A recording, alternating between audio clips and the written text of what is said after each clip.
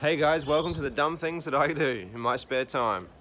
So I'm chilling on the couch on the weekend and just scrolling through Facebook and stuff that I'm going to fantasize about buying and never will, add it to a saved list and go back through it in 6 months time and go, geez, wouldn't it be cool to buy that? Anyways, scrolling through and there is a VR Statesman for swaps. It's a 5 litre, decent enough looking car, I thought that's kind of cool.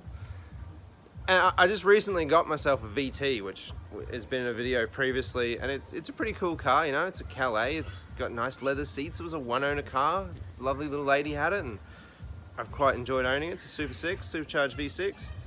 It's been a good car, but I throw my hat in the ring. I said, hey man, how about I swap you my supercharged VT Calais for your POS VR Statesman? This dude's just turned around and going, yeah, that sounds like a deal. He's in Brisbane, I'm on the Sunshine Coast.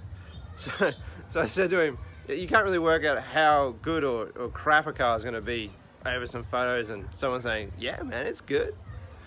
So I basically went through the list of bits and pieces, made sure it's registered and driving and all that sort of thing.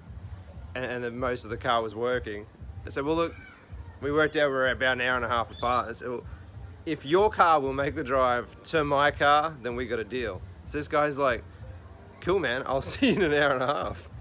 So that was it. He jumps in his car, drives up, did the deal in the driveway Saturday night, and I am now the proud new owner of a less than glorious VR Statesman. So let's go see what it needs. Make a couple of short videos of the what it needs to make it run and drive nicely. I've driven it, it's good. I knew it had a whining diff. That was one of the things he mentioned, so that part I was aware of, and yeah, it whines pretty damn bad. But I've already found another diff for $100. So we're off to a good start. $100 diff to fix that issue. I'm pretty stoked. So I'll keep you posted.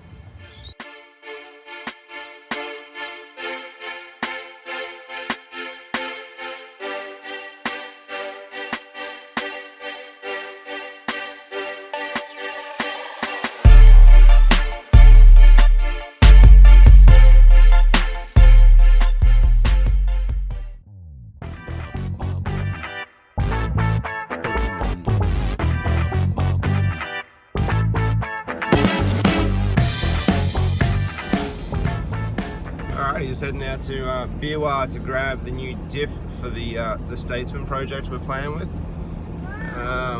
This is all escalated really quickly, but so I knew the car had a blown diff or a whine in the diff. Going by the fact that it came from the south side of Brisbane, has a large amount of rubber in the wheel arches and a whiny diff. I think we can work out how, what went wrong there. So I got all the troops in the car. Say hey boys. So yeah, $100 for a diff, limited slip Statesman diff. So we are trekking out to BWA, which is not that far from home. We'll grab the diff. I've also lined up some tyres for this afternoon. Someone was nice enough to give me a set of 17-inch, 5-spoke, fat spoke looking Calais rims. I think they're like a VY Calais rim. They're cool, they'll do the trick for now until I get the Combo Pros on it. So I found someone who's got some wheels and tyres. The wheels are just hideous 17-inch chromes, but they've got good tyres. So diff center's $100, like for the housing bolt-in arrangement, which is freaking cool.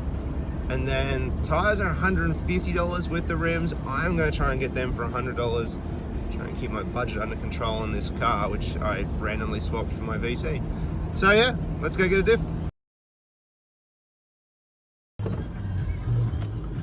Alright, we are weaving out of the back streets of Britannia, which I don't really know where that is. It's somewhere in the Kawana, Caloundra, kind of Curramundi-ish areas. We have just picked up 4 rims and tyres, which are banging around in the back of the car. Probably should have tied them down better. Actually, I didn't even tie them down, so that's probably why it's happening. 4 of the worst chrome mags. God, they are just hideous, they are peeling, they are next level. But they do have 4 brand new tyres on them, which will match the VY rims that Matt gave me, which are sitting at the workshop. So yeah, I just bought it for the tyres, $150, got me some tyres. So, where we're at with the Calais, not the Calais, we lost the Calais, we swapped it for the VR. Where we're at with the Statesman is, we have now got a diff center for it, which is going to be awesome. So that's going to solve that issue. It just won't, this is not bad, just whines a bit. And we've got some new rubber for it so we can get off the pursuit rims that have laid the burnouts down, and get some half decent looking rims on it until I get the Combo Pros on it and all that sort of thing after Chrissy. So we'll get these things happening. I'm gonna see if I can find my way out of here past the hospital and go home for tea. Alright guys, here's the Statesman. So the first thing I've done, which is I changed the wheels. It had stock steel rims on it and they were not the right wheel for this car.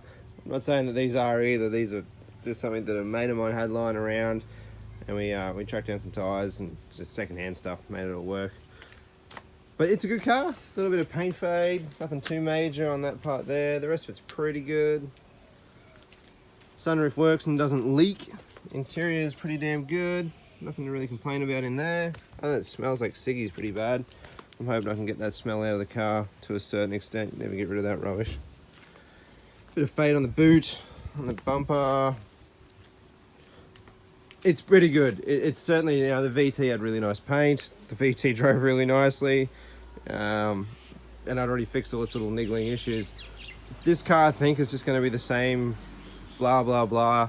You've got the diff to change out in the rear of it. And a bunch of oil leaks and crap like that. Spark plugs, leads, distributor. We'll do all those bits and pieces and, I don't know, see if I can't make a half decent running car out of it.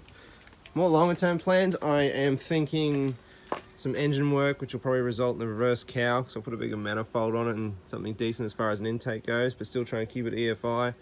It definitely needs lowering. The exhaust on it is just hideous, and those wheels have got to go. I don't know, I really think Convo Pros at the moment, or a set of Weld Pro Stars, something like that, and a 15, you know, the biggest, fattest one I can jam under the rear, and a nice little front runner. I don't know, I'll see how that plays out. But yeah, that's her. Let's start. Okay, here we go with a few little fun bits. The steering wheel on the Statesman is loose. Good wheel, it's just loose. Blue. I just chose that one because, well, I don't know, it sounded good on the packet. Syringe. Run-of-the-mill druggy needle from the pharmacy. They give these out to drug users, so they're not that hard to get your hands on. The ones with the longer syringe on them work a lot better because you can get right in the steering wheel and really fill it up. I haven't used a short one before, so I don't know. We'll go junkie style on her. Alright. Take one druggy needle. I thought I could change this end over for the other one, but that's what they told me, but you can't. It doesn't work. So, into here. Pull up whatever this is, which is bugger all. The other syringe was 10 mils. I'm just going to make it super fast to inject. Boom! That there, don't spill it. Don't stab yourself. I don't know what the government health warning on this is, but I'm sure it's not good. I think that's us. Maximum depth.